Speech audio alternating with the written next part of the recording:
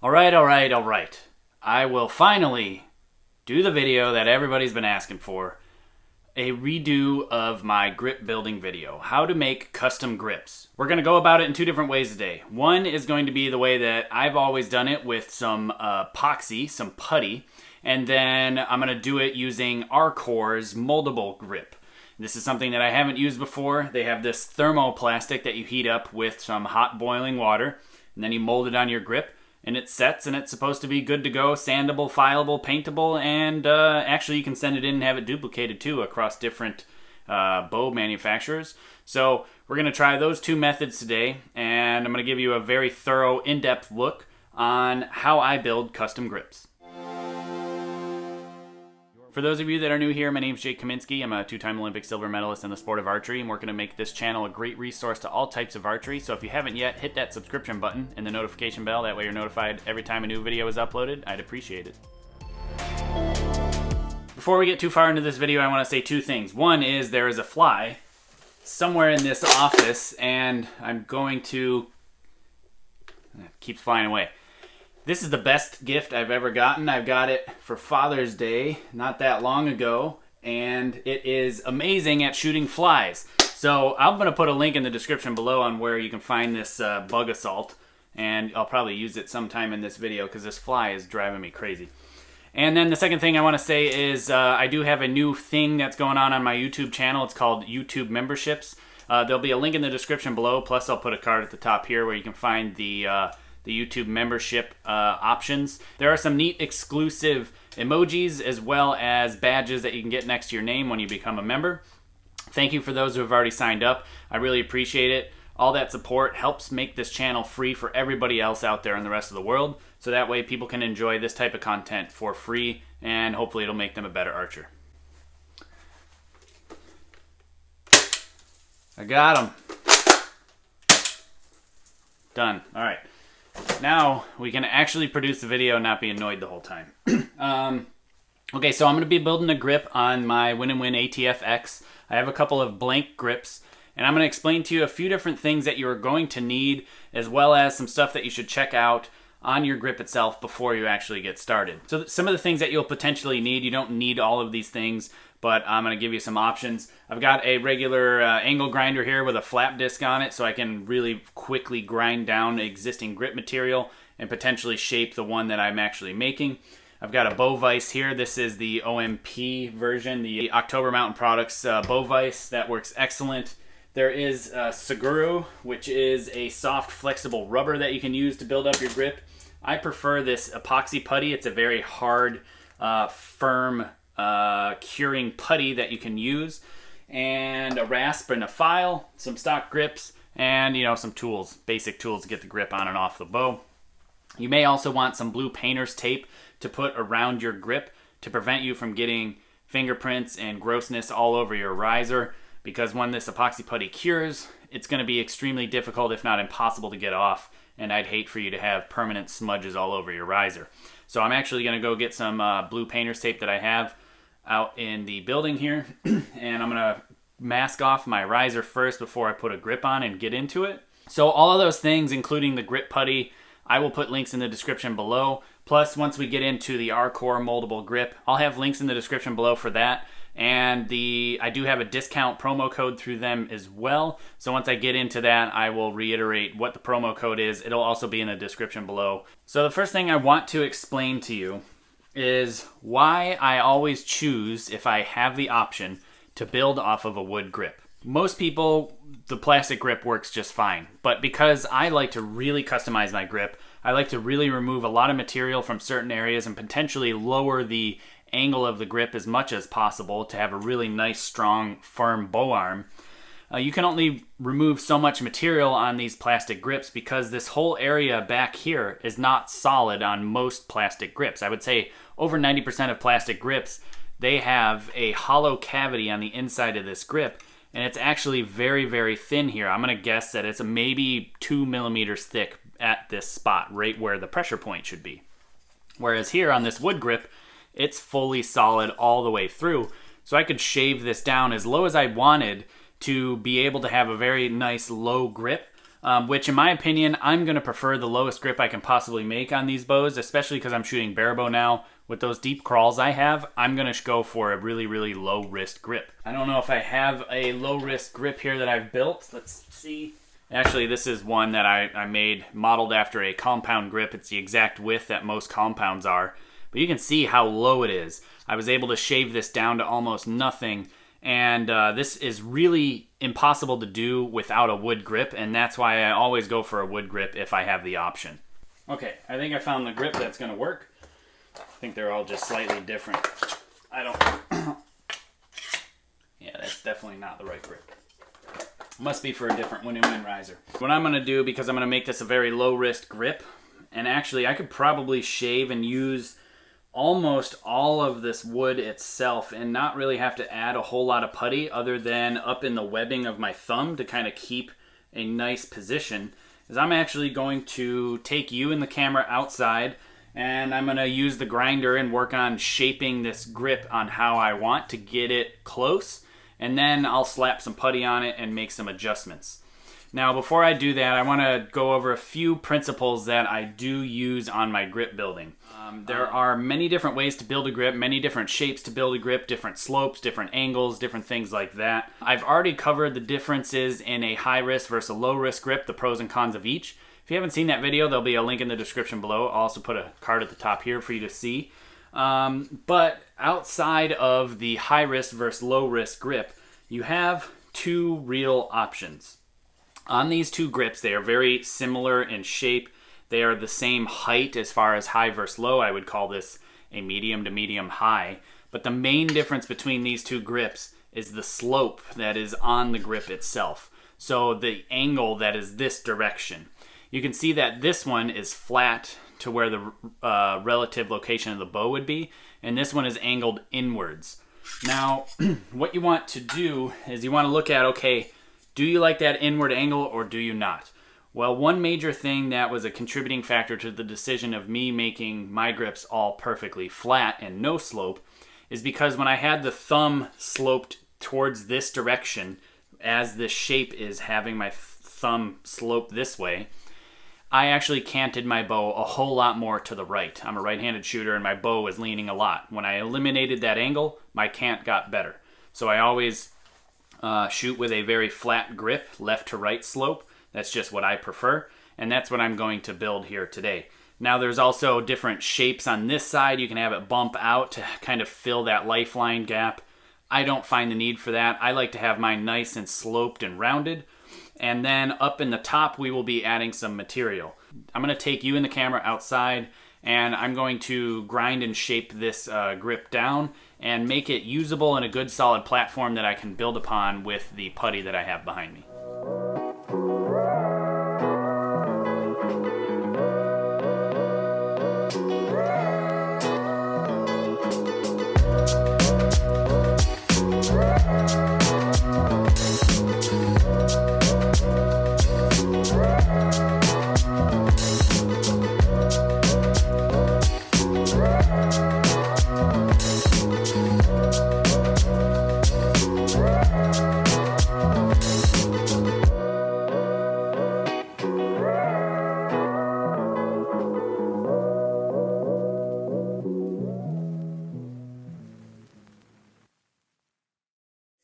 Alright, so I sanded that down with the angle grinder, and I took maybe a little bit too much off in a couple areas, so that way I'll still have to build it up with putty.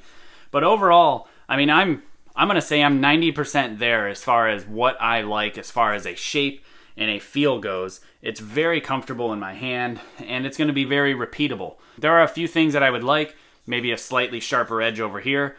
Again, I could have got that if I would have taken my time a little bit more with the angle grinder. But I wanted to use this video to be able to show you how to do this with the putty itself in case you don't have an angle grinder or you didn't want to make it as low as I made it.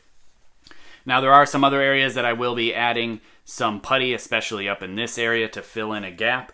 But other than that, like I said, this is really, really close to where I actually want it to be. And I think this is going to end up being a great bow grip. So the next thing would be grab yourself some blue painter's tape and put it kind of around the area of the grip. Wherever you might touch the bow when your hands are covered in epoxy. So I usually just rip off a few pieces and kind of just put it around the shelf. And really just, you don't have to be perfect, just be sloppy with it. Get it on to protect some of these areas that you're going to be touching, and then you won't have these fingerprints that you either will have a hard time or be unable to remove when you're done with the grip building process. Once you're done with that, mount your grip back on. And now we can start from here. I'm going to reposition the camera so you can see what I'm doing a little bit better. But before we get into that, I want to explain what this stuff is in this tube. This is something that's basically called epoxy putty. It's available in many different forms and different ways that you can get this actual putty itself. There's many different names. I'll put a couple of these in links in the description below on where you can find this stuff. You can get it at your local hardware store as well. And this is just really, really valuable to use for this exact type of thing because it cures really fast. It's in a nice thick consistency, so it's going to be relatively easy to move and adjust and mold. It's going to dry fast enough but give you enough time to work with it before you have to sand it or file it. Anytime I'm building a grip, I always use this stuff. I've never used the Archery kit, the moldable kit, and I'm excited to see how that works and to see how easy it is compared to this to use, because this gets messy. You get stuff all over your hands. It can be hard to clean off, and it's a bit of a pain in the butt, but it's what I've worked with for forever. So I'm going to reposition the camera so you can see what I'm doing here. Alright, so here's the grip, and I'm going to show you some places that I am going to add the putty. I'm going to add putty up in this area because when I hold the hand in the proper position in the grip itself, like this, with the knuckles at about a 45-degree angle, you can see that gap right there. And that gap needs to be filled. Certain grips need more or less gap to be filled. Like this grip here, and the way it's shaped, there's less gap to be filled there. You can see it's a bit smaller. That's because it's a little bit tighter in through here, and the way that this is shaped, it comes back towards the archer a bit more, whereas this one's sloped upwards a bit, which I don't really like, but I like the shape of this grip, and I wanted to kind of pick the worst grip that I had to build off of, so that way I would have to use the most amount of putty and you'd be able to see exactly what I'm doing. So I'm going to add a bit of putty up in this area here. I'm going to make this area here sharper, a sharp angle that's going to come down. It's going to kind of fade, as this has already started to fade in with this grinding that I did. Fade that out, but then make this really, really sharp. I've already got it flat, and I've got it as low as I want. To build it up, all you do is you just plop a big chunk of putty right here, and then make it flat from this area where you built it to all the way to where the grip starts to turn up and in. So if I were to make this grip higher, I would essentially just do this with the putty. I would build it here, but not build it here. You don't want to build up here because then your hand's going to move away from the grip, and you don't want to do that because that's changing the geometry of the bow and it's going to cause a lot of issues. All you want to do is just angle up or angle down, and that's what I've done here. I haven't changed this shape, I haven't changed this position at all. I've just gone from essentially this to this, that's all. And again, like I said, I prefer it flat, and that's where I am starting. So you use this putty. It comes in a tube. It's 2 parts, and it's in an inner plastic liner, and you'll see that there are 2 distinct colors. This stuff is very old, so I'm going to peel off a chunk of the top and throw that away, and we will see the actual color difference down inside. You see how it's not as nasty. And this stuff, I believe, is from 3M. This is one of their stuff. It's more plastic based than it is anything else. But what I'm going to do is I'm going to grab an equal chunk off of it. So I get equal parts of both parts, and I've got about this much. It's a little dry, so I think it should still work, and I hope it does.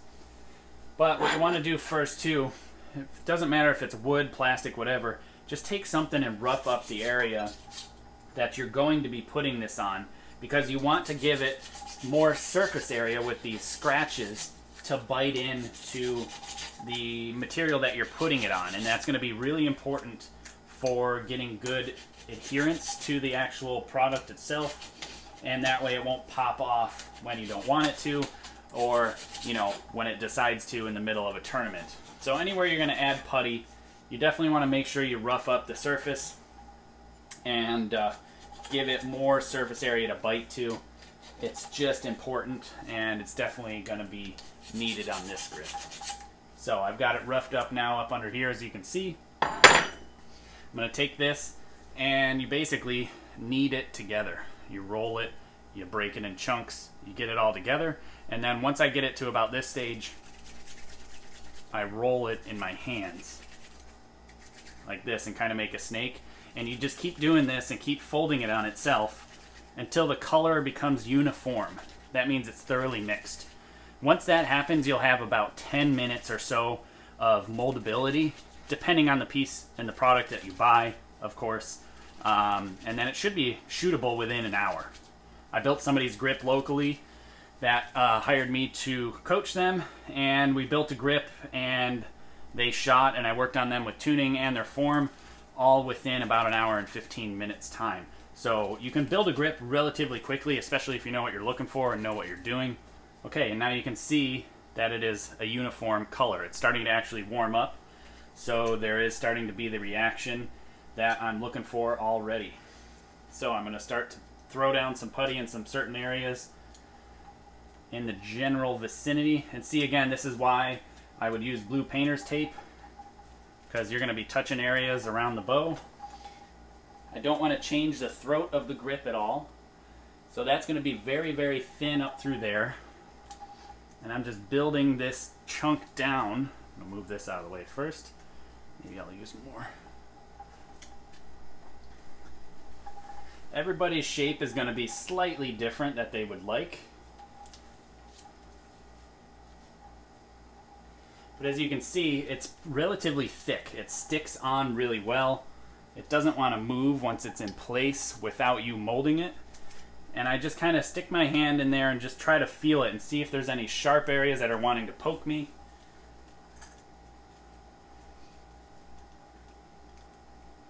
And I'm using my fingers and just smushing it into the actual wood, into the grip. And the edges, you can see that I'm grabbing and kind of dragging down like this. And what I'm doing is I'm feathering the edge so it's smoother, and so there's going to be less finishing work that I have to do. The less finishing work, the better. That means less dust I have to breathe in, less dust I make in the air, and overall I end up with a better shape when I'm done. So that is feeling great. So now I'm going to move to the side. This isn't too cured yet. It's actually starting to be a little too over-cured, so I'm going to use different stuff. If you're not constantly molding it and pushing on it like I am here, it's going to set up really quick on you. So when you're sitting there and working with stuff, it's okay to do it in smaller chunks. That way you waste less product. And now you can see how that fits that gap really, really well. And it is very, very comfortable through here. Now I make sure that I don't have anything near this knuckle. So see how it kind of sits in an empty pocket there? And I actually have a little bit of a recess there for it. That's so this knuckle doesn't get a horrible callus on that portion of the grip. So I'm going to grab a little bit more putty. I'm going to kind of lay it where I need it.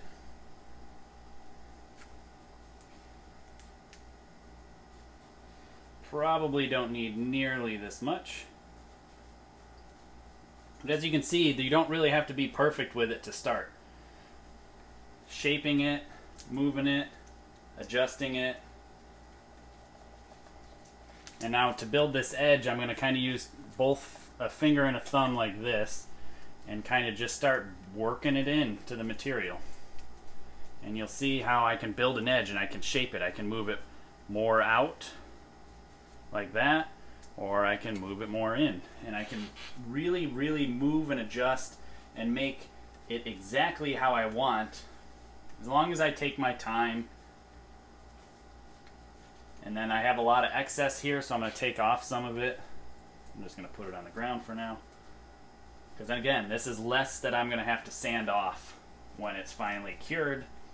Less dust, less work, less grinding. Overall less time, and I'm going to have a better product because of it. Now I like a slight taper towards the bottom, and I do like it to fill this left side. I can gently place my hand in here and see how it feels. If I push too hard, I'll squish the putty and move it way too much. So I'm not gonna do that. But I am going to shape it with a nice sharp edge that I can use as a reference on my lifeline down in here, like this, through there.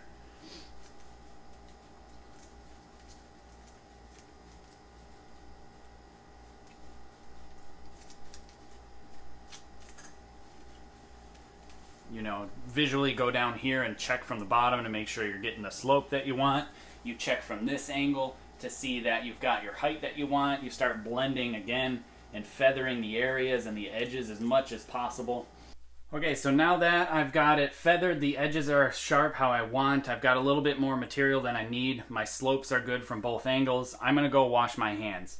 It's got some nasty sticky stuff on them, so I'm gonna go wash this off. Usually by the time I'm done washing my hands off, when I'm not recording a video, this is dry enough to come back and sand. It's probably dry enough already, but a quick way to check is to take your fingernail and dig it in. And if you can leave a fingernail print like I just did down there, you're not quite ready to file and sand. So I'm gonna go wash my hands. This will be cured, and then I'll sand it down for you guys. Okay, I am back, and my hands are clean now. I just use water basically, and you rub your hands together, and all that stuff balls up and falls off your hands. So now I'm gonna use my rasp and file here. I've got a two-sided rasp and file. This side has got like a little curve to it, an arc, and this side's flat. There's a rasp and a file. So this is for fast cutting, this is finishing, fast cutting, finishing. So I always start with the rasp, and it's still a little sticky. Usually it's a good time to use the rasp when it's a little on the sticky side. As long as it's not too sticky to where it gums up the actual rasp. This way less dust is actually made and you're kind of peeling off little bits of the layers instead of just sanding pure dust and making stuff that's not nice to breathe in. So I'm going to take this, I'm going to flat file this surface flat because I've already got my height set that I like. I'm just looking to make sure that this is still good and I don't have a ridge that's kind of built up over here. Let me see if I can position the camera and show you what I'm looking at eliminating. Okay, if you look here on the left side, you'll see that this was flat, but this is built up a little higher, and then this isn't feathered very well. So I'm gonna flat file this all down through here and make it a little bit more comfortable. Like I said, I'm just gonna file flat, and I file in an X pattern. So see, I'm kind of going this way. I'm also gonna go that way. Anywhere that you could possibly hit your riser with your file, put your hand like this. I'd rather have my skin grow back than a riser that'll never grow back. So I'm gonna file in X's.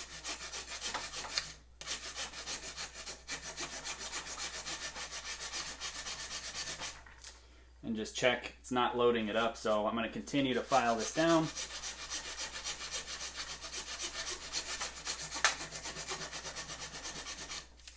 A quick note about filing, it only cuts one direction. So you don't want to drag back the other direction because otherwise you're just doing nothing but dulling your file or your rasp.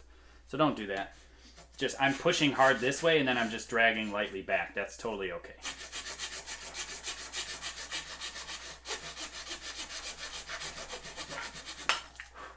So as you can see, I'm starting to get through the putty and show that edge of the wood.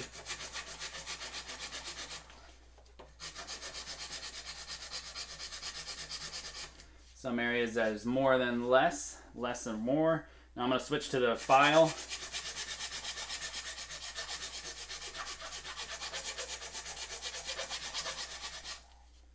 Now if I was going to do this and I had the materials including a belt sander, I would just take this off the grip and hold it on the belt and make it perfectly flat exactly how I would like it. But I don't have one right now.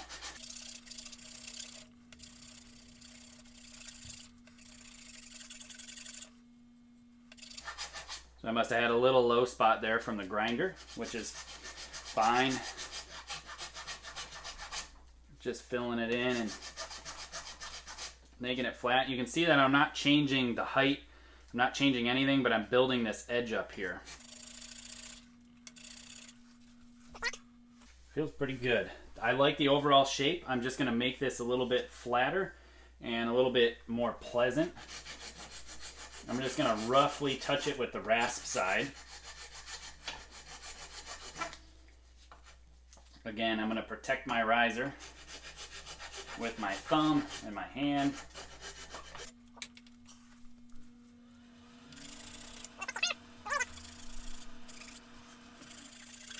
Now this was good enough that I could have shot with the putty on if I would have taken my time and smushed this area flat.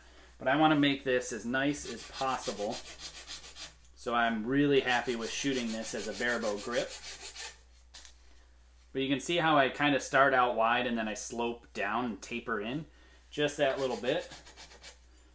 Use the half round area to kind of feather through the grip throat.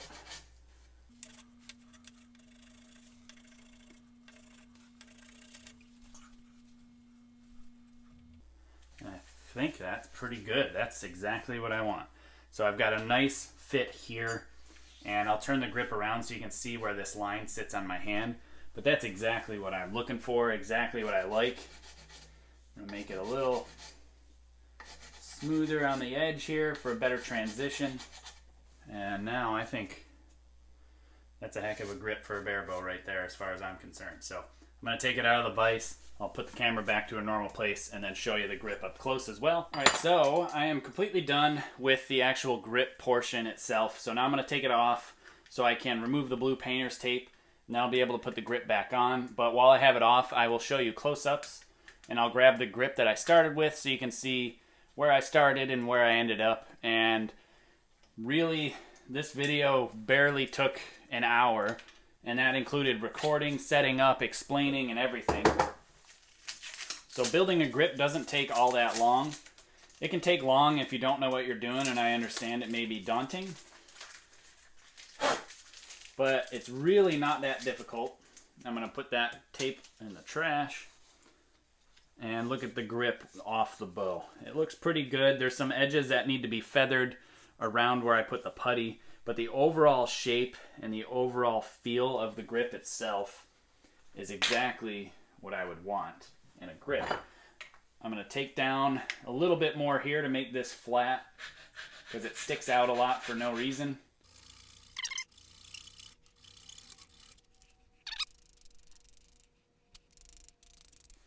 Okay, so these are the grips, the before and the after. This is what I ended up with, and this is what I started with. So as you can see, the main change on this is filling in that gap on the thumb webbing.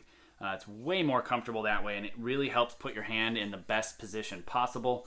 Also, you'll see that I lowered the grip a considerable amount and ended the left to right slope. What that is doing is really allowing me to get into the deep crawls and still be comfortable and keep a strong bow arm. That's really going to help a lot.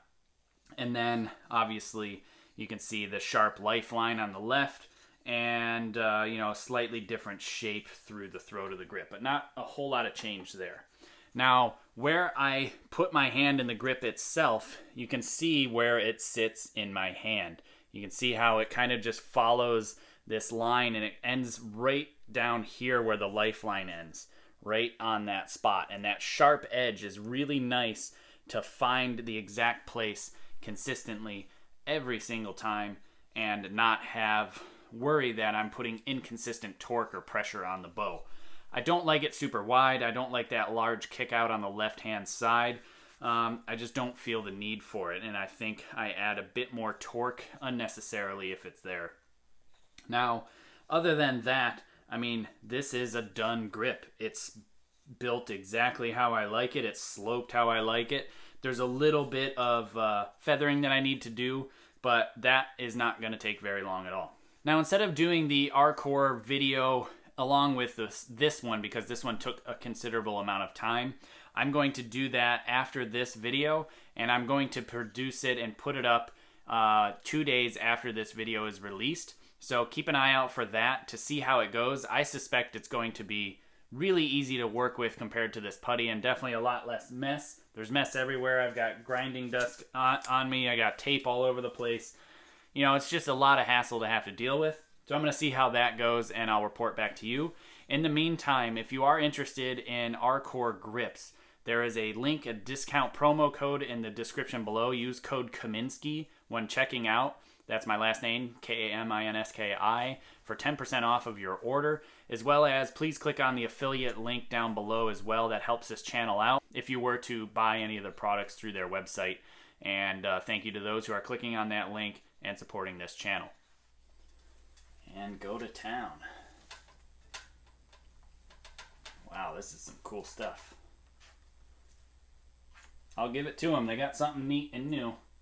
So I like as you see in my previous video on how to build grips, I'm not going to go through my whole philosophy. I'm just going to continue to build on the shapes that I like. Hey, thanks for watching. If you like this video, consider hitting the subscription button and the notification bell, as well as the like button. I would appreciate it. Also, please consider supporting my channel. If you head to my website, jakekaminski.com, there'll be info and links on Patreon, apparel, books, and equipment sales, PayPal donate button, a P.O. box to send things to, and above all else, please share this video because there's no better advertising than word of mouth.